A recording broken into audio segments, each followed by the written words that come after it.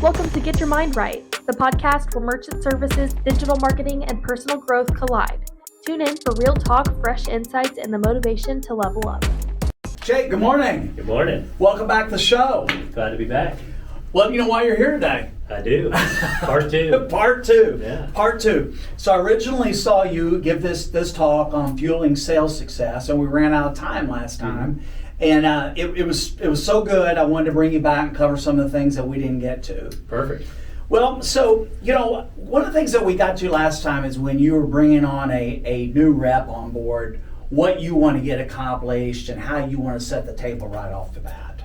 Yeah, I think that, getting them confidence built up early is key. We believe in letting them shadow a more senior rep so they can get real hands-on experience and hear those live rebuttals from a merchant. There's no better way for them to learn than shadowing. Mm-hmm. So, what else? Well, the quicker you can get them on the phone, the better. So, in the first probably 2 days, we're going to have them shadowing if they're a rep, and maybe they have sales experience, but they've never been in our industry. Mm-hmm. It is a very diverse industry, so it takes some time to get used to. So we usually do about 2 days on the phone shadowing with a senior RA running appointments. And then from there, to build their confidence, we allow them to begin pitching on their own as far as setting appointments for those reps. And then they'll sit on their appointment with that rep and shadow once again. But now they're being part of the equation because they're helping set the appointment. Gotcha. So I'm going to get a couple days to get acclimated and get my feet wet. And then what you're going to do is you're going to give them a pretty simple task where they're following a script and they can get some wins and start building confidence. Yeah, we always ask that they turn the script into their own language because everybody speaks differently, and I can provide them 45 scripts, but it may be not the language that they're used to. And so we always recommend that they get comfortable with the script and they put it into their own words. That's so important. You've got to make that your own. When someone, it's not my words or your words that's important. It's their words. If you're giving me words that I don't normally use or or slang or context, it just comes through as so fake. Yeah, it does, and you want them to be comfortable. So in addition to the 2 days of shadowing, we'll also spend about a half day going through a high level of product overview. Mm-hmm. That way they have not only confidence that the pitch is in their words and their language, but in addition to that, they're comfortable with the fundamentals of our products in our industry. They may not know the robust ins and outs of everything, but they have a high level understanding of it. Well, something else I picked up when you talked about this is you talked about the importance of these new reps getting their mind right, okay? That phrase, it's just so smart and so powerful, right? It's genius. How did they come up with that? Some smart guy, I'll tell you that much. That's what I heard. So for you personally, what's this look like for you in the morning? Well, so I've always been really opposed to being somebody that just rolls out of bed and, jumps in their vehicle, everything's urgent and fast. I forgot to get my coffee, and so I got to drive 20 over the speed limit instead of 8 or 10 so I can stop by Starbucks to be at work right at 8 and wait in line. Yeah, it's just those people that wait and it's real urgent in the morning. They have immediately set themselves back for the entire day, and they haven't even realized it yet.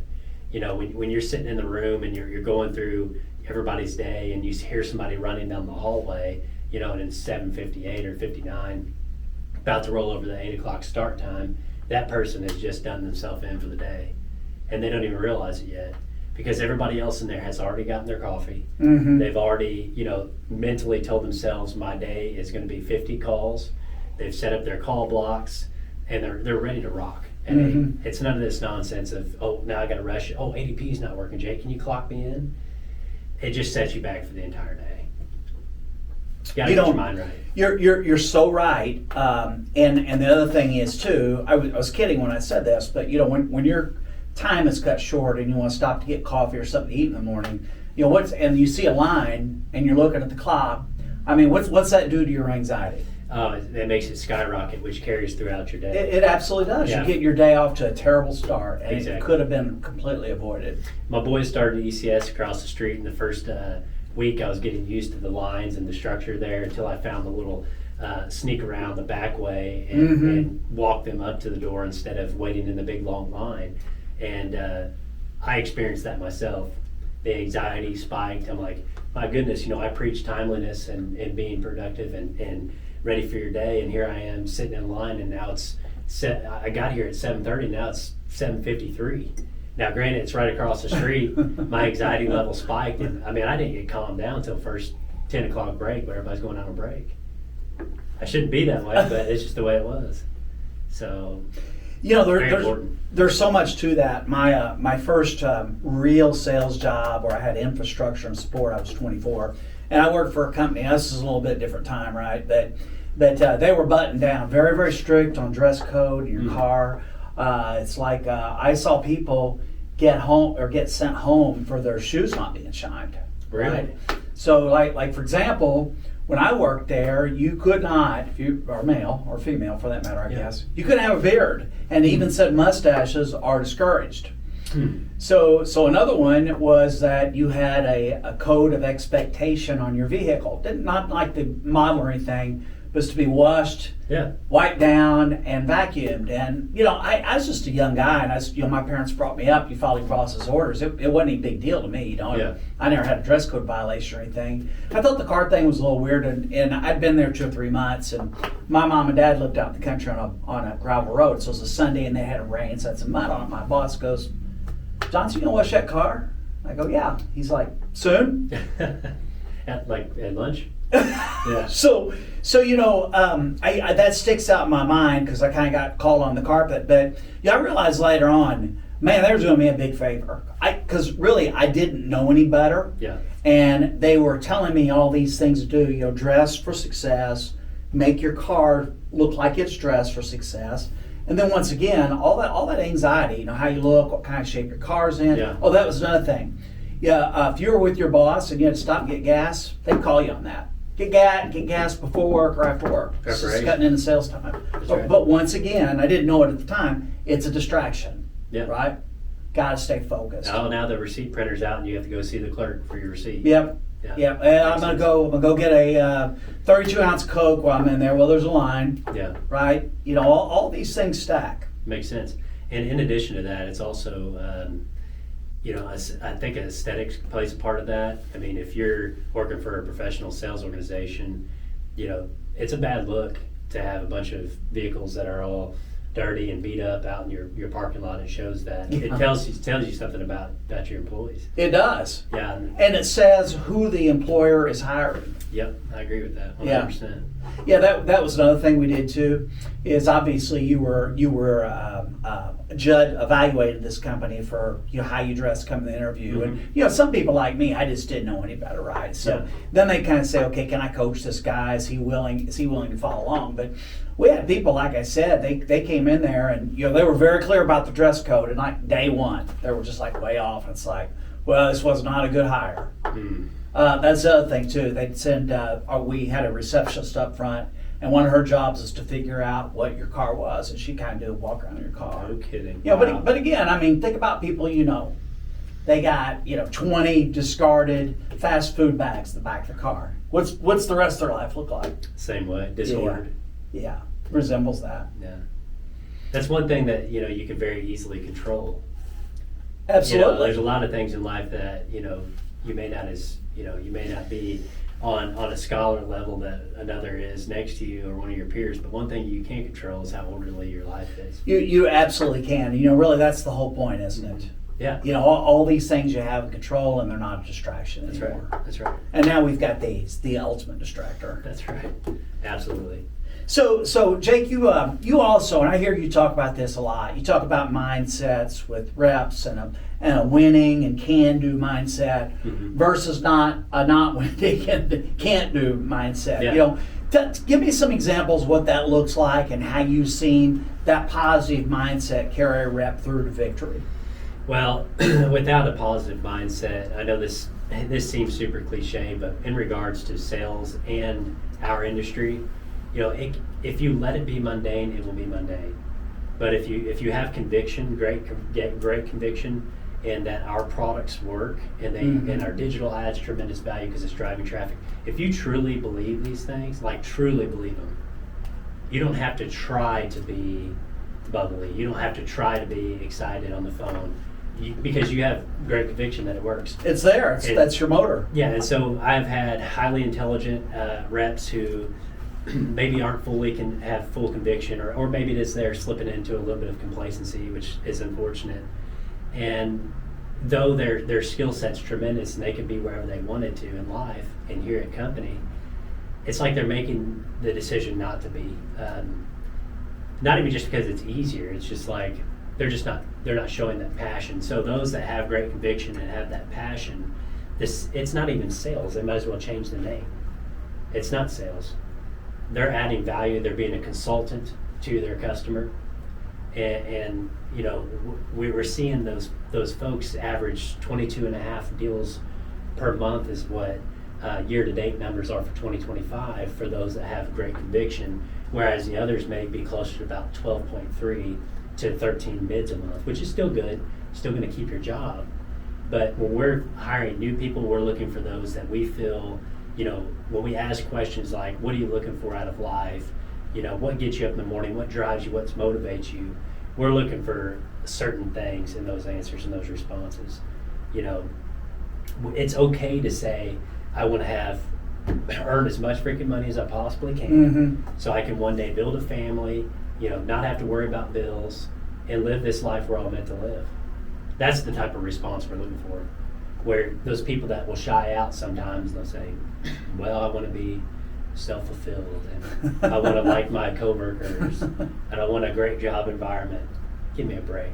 They may be good people, but it's not who we're looking for. Yeah, that's not going to work. Yeah.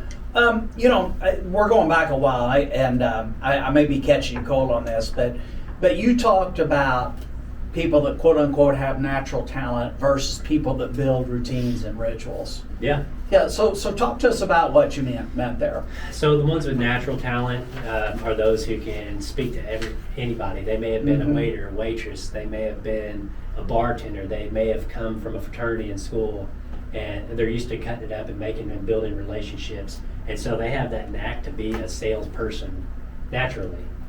Some of those qualities, anyway. Yeah, some of those qualities. And then others, you know, have to work at that side, but they may be very organized and they set up their call blocks appropriately. They show up timely for work so they can be prepared and come 8 o'clock. And so you really have two different types of people. It's virtually impossible to find one that's got both qualities. You know, we have a couple of them, but it's been proven hard to find those. But at the same time, you have the peace of mind is you can be successful as long as you fall in one of those categories. Yeah. So, you know, I've always struggled with this. It's interesting to hear your point of view because that natural talent thing, it can mean a lot. Like, you know, I've come across people before, and even competing against people that are like way smart. right. You know, and they've got like great ideas and they're thinking ahead. You know, those guys are tough to compete against, right? And then on the other hand, you know, people like being really tall and really handsome, which, you know, I don't check either of those boxes. I always felt like they had a real advantage, right? Yeah. So it's kind of like, all right, well, where's my handhold here? Working harder. It is working harder. And, you know, those talent things you're talking about, you know, people that have a naturally effervescent personality and know how to talk to people, that's an advantage. But it always amazed me over the years. People say, well, John, you know, you're a natural born salesman. And I always thought, well, first of all, you have no idea what you're talking about. You don't. I mean, this is the hardest thing I've ever endeavored to do in my life. Yeah. And then, you know, secondly, I don't even know what that means. You know, natural born. You know, we have no schooling for this. Yeah. No spooling up for it whatsoever. You know, none of your college pointed you to what you're doing today. Right. That's true. So how do you get born into that? Yeah. Well, the only answer is to work longer hours, harder hours. You know, figure out the thing that works for you. That was one thing. Like when I was in school, I never considered myself profoundly academically sound. But one thing that I did tell myself early on is, since I had that preconceived notion that I am not as academically smart as somebody next to me, I would be the first one there every day. I would be the one that's in the front row, and not just acting like I'm paying attention, but actually paying attention in class. I would be one that would raise my hand if they called on somebody, and at the end of the day, that got me a pretty solid GPA through college, and now got me where I'm at today. But the point is working harder and being present and holding yourself accountable to the necessities was allowed me to graduate the same time my friends who were far sharper than I graduated the same time they did with a very similar GPA. So, once again, this circles back to your original proposition, So how were you successful? Well, you showed up. Yep. You showed up on time and you had the right attitude. Well, just magically, everything else fell into place, right? I hear people in interviews all the time, they'll say, "Oh, yeah, I missed my class the other day," or that would never pass my... I used to have nightmares. I used to have nightmares about being late or missing a class, I swear to you. But that was what I told myself going in I was going to hold myself accountable to. Nobody would beat me to class. Nobody would pay more attention to me. Just what I had to do. Man, isn't it great that that's what you had to do? Yeah, I mean, I'm sure, now that, my family, I have a family, young kids, I don't think I would be where I am today if I didn't do those bare minimum step things. And it's not hard. Those things aren't hard, but you have to hold yourself accountable to it. So. And that's where a lot of people struggle, of course. Yeah.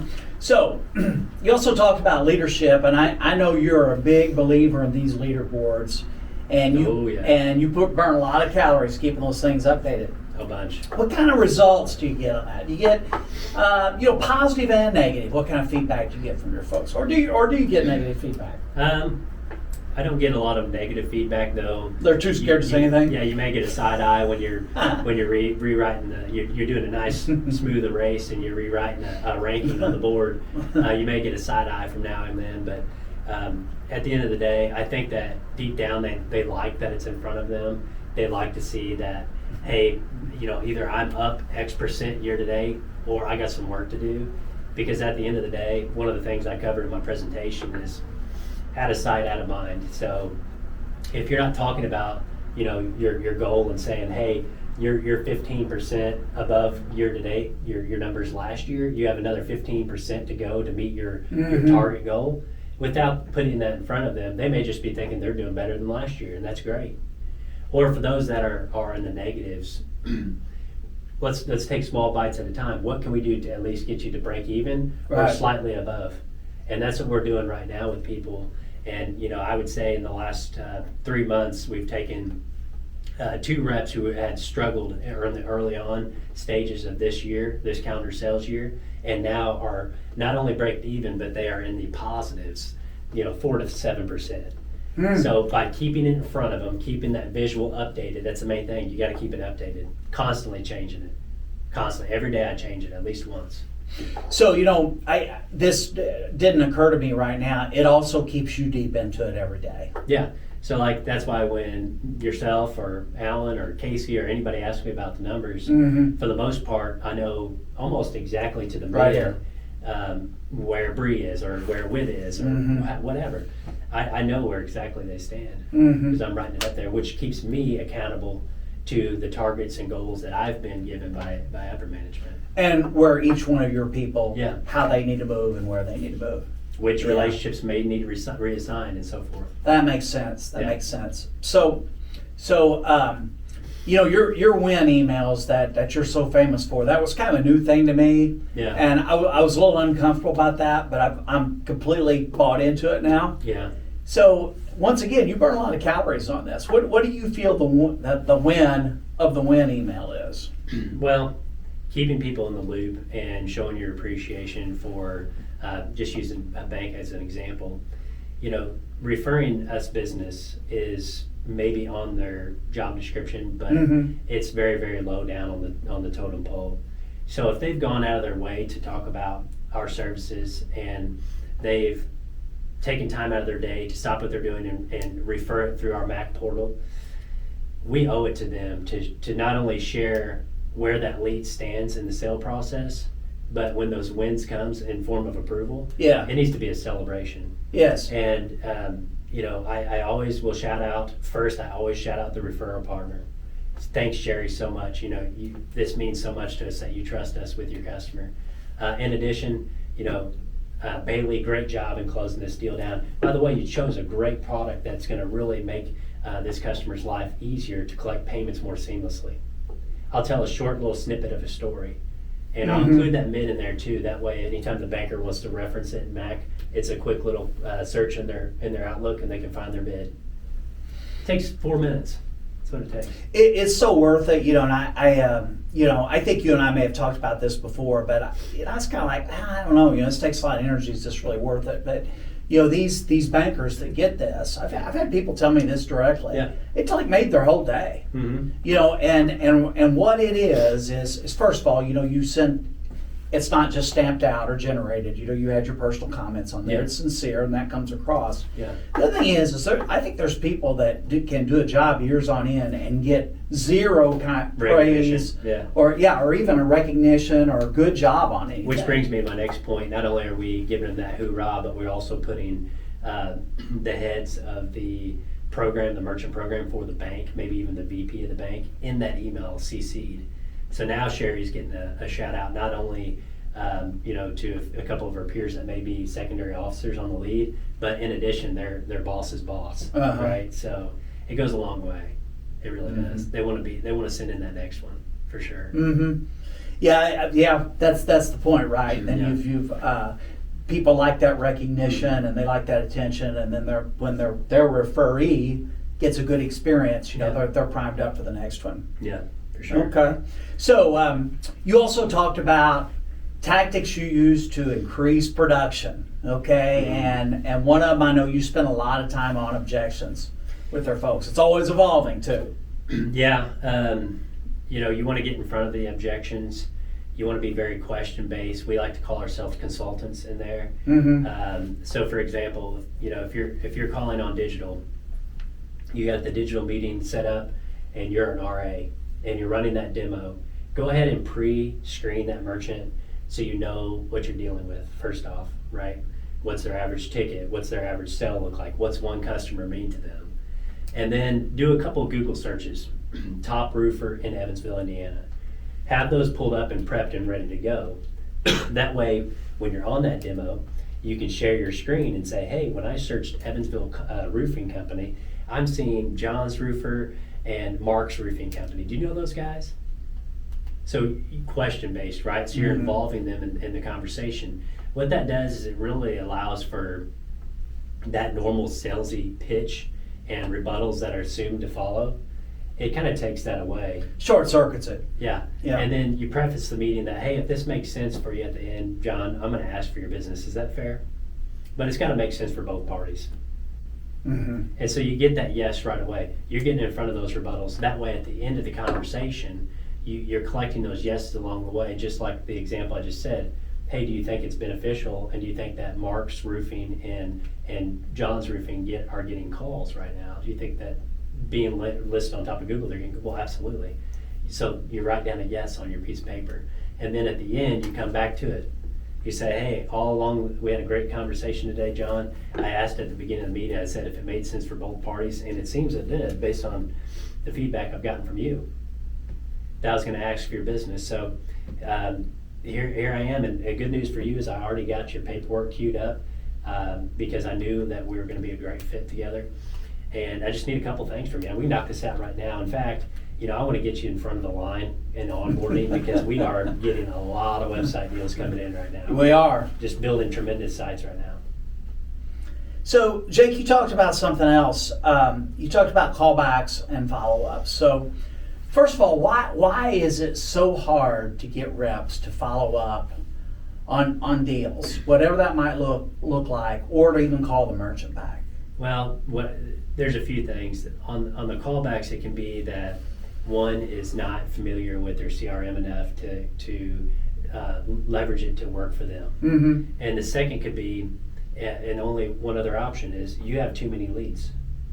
What do you mean by too many leads? So if you neglect to follow up with the merchant, you're telling your management team that that's okay that I didn't follow up because I have another 10 that I can call on. And so we've actually implemented a program called No Leads Left Behind.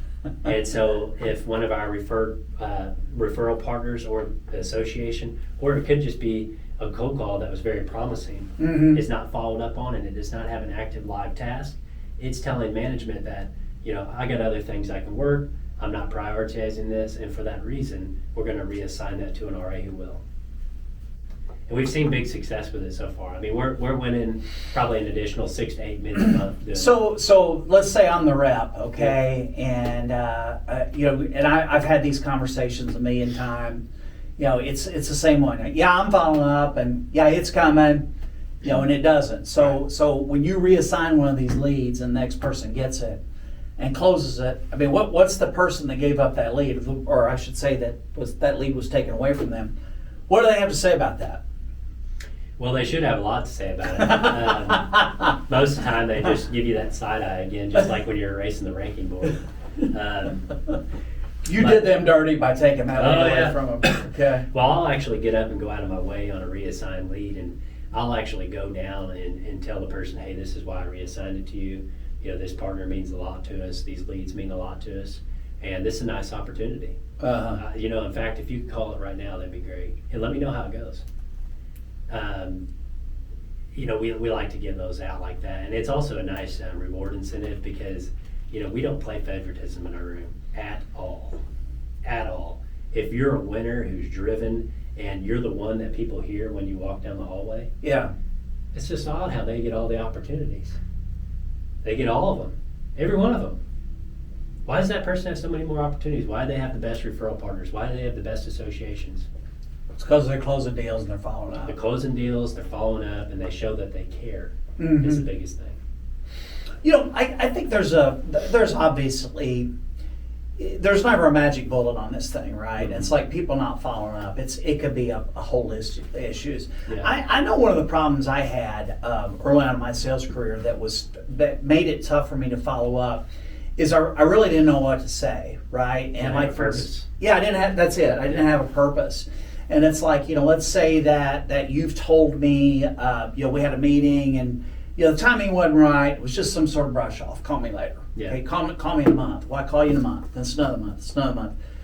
I'm kind of cognizant. I'm keeping a counter running in my head. So I've now called you 5 times in 5 months, and each time you're pushing me back a month. Okay, well, it's easy for me to take the message you're not interested anymore, but you keep telling me to call you back, right? So I know what would happen with me. I'd start saying, okay, well, I'll call him next month. Well, and then I'll push it off another month, and then that becomes never. And my whole thing, Jake, is I needed schooling, or I should have had schooling on, listen, when you call someone, you got to have a purpose for this call. You just said it. What is your reason for calling back? What is the fresh value that you're adding to this conversation? So many reps don't have this, right? I get calls from people saying, hey, I'm just following up on our last meeting. Okay, well, you're going to get the same answer you got from me last time. Yeah. Or, hey, just want to see where you're at. Yeah. Well, I'm right here.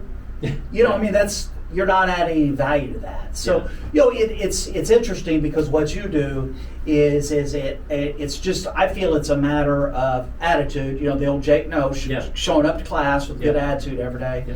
But you got so many tools, your people. I'd have every merchant, I'd have 10 things teed up for them. I'd shoot them a white paper. I'd shoot them a customer success story. Yeah. I'm gonna point him to a post that was made, right? Always that when this guy calls me, his timing still may not be right, but he's got something fresh to talk to me about. You got to have a purpose for that outreach. It's the same way when you're calling. It's the same way it goes when you're calling a referral partner, because those bankers can also get that same. Wow, this XYZ rep, must be getting hounded on by management to engage me, and they're wearing me out. I can't even do my job. Well, you got to call with a purpose, right? Yes. You can't just say, "Hey, I'm just checking in to see how things are going." No, you got to. It was going good till you called me. Yeah.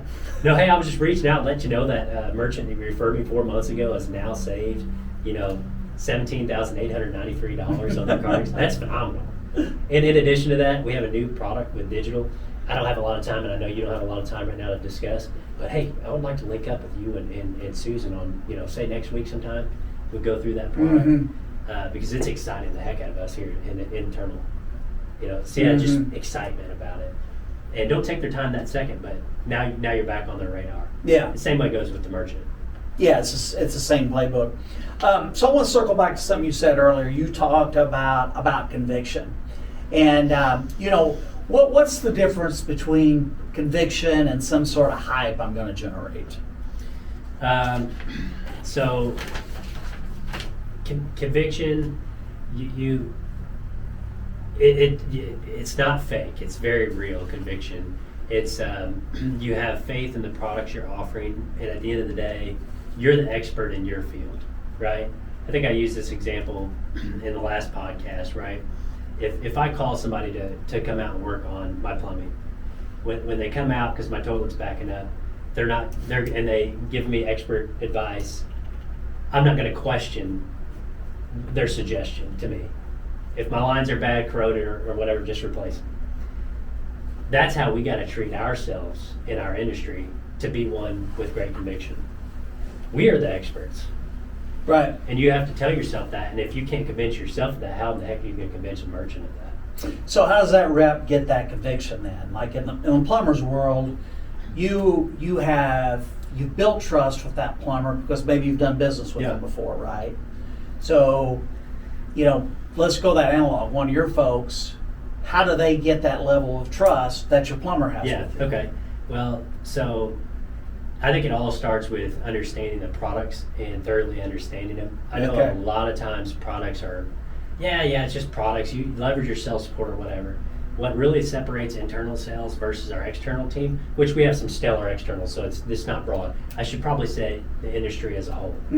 A lot of the reps out there are just gunslinging, dropping a terminal, doing a big lease, and they're gone. We thoroughly understand our product set, internal and external, here at Evolve. We know that, for example, for a chiropractor using a Microsoft-based solution to run their practice, they could benefit from Practice Bridge versus a terminal, right?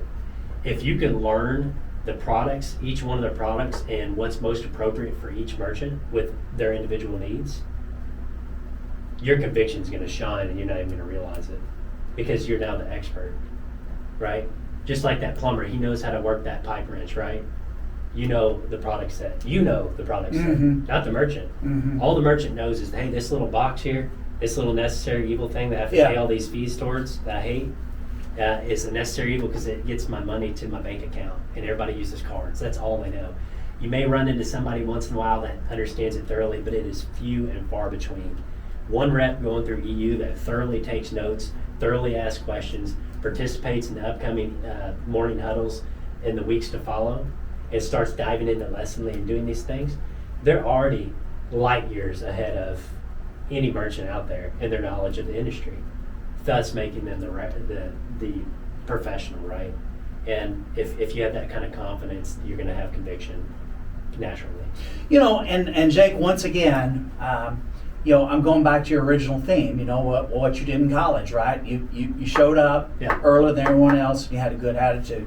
That's really the price of admission in this business, this industry. And to your point, there's just so few people willing to do that. I mean, and once again, it's not rocket science, but it is work. You got to spend some time learning your products. But and again, it's not a big bar to jump. But if you want to be a top professional, you got to do it. And I just don't know why more people don't. This industry is really good at creating complacency, or rather bringing it out in people that didn't realize they were.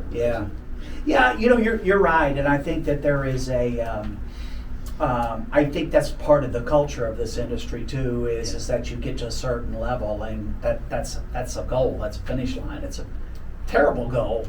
Terrible goal. Human body's meant to get up and move around. The same thing with your mind and your skill set. You start losing 10, 15 merchants a month, because your solution you have them in is obsolete. Going back to the product thing again, right? You want to stay sharp on those products. If you'd stay sharp on them, you could have gotten in front of them, switched them to a more industry or relevant to their industry, and kept them long term. But that kind of sends people back to work in our industry sometimes too, when they start losing merchants at a high level. And you 100% will if you don't keep them on the right Yes. set. Yeah. Well, Jake, as always, it's great having you on the show here. Enjoyed it. You know, I'm going to ask you to come back. Oh yeah, sure. You got any closing thoughts, or you want to grab the last word here? Understand your product sets. I know, again, products overlooked. It's called the cliche thing. You know, I'm a sales guy. I'm a saleswoman. That's what I do. Let me leverage sales support for all that nonsense. I don't want to bog my brain down. That's all garbage. If you know your product set, it's going to bring out the conviction, and it's going to allow you to speak on something confidently, and to the point that you'll get on a call with somebody, and you'll be telling them how to run their business more efficiently, how to collect their payments quicker and more efficiently, and while eliminating those fees, or driving traffic through digital, or creating them a drop shipping website. Take the consultative approach, and you will be the one that stands out from the pack. And it is just so big, and the big stuff we do for folks that are our clients. You choose your destiny and evolve. Yeah, you do. 100%. Jake, I appreciate you coming on. Look forward to you next time. For you guys that are not connected with Jake on LinkedIn, you want to do so. He's got lots of fresh and relevant content all the time. It's Jacob Noe, Jacobnoe. And until next time, for Jacob Noe, I'm John Johnson, and get your mind right.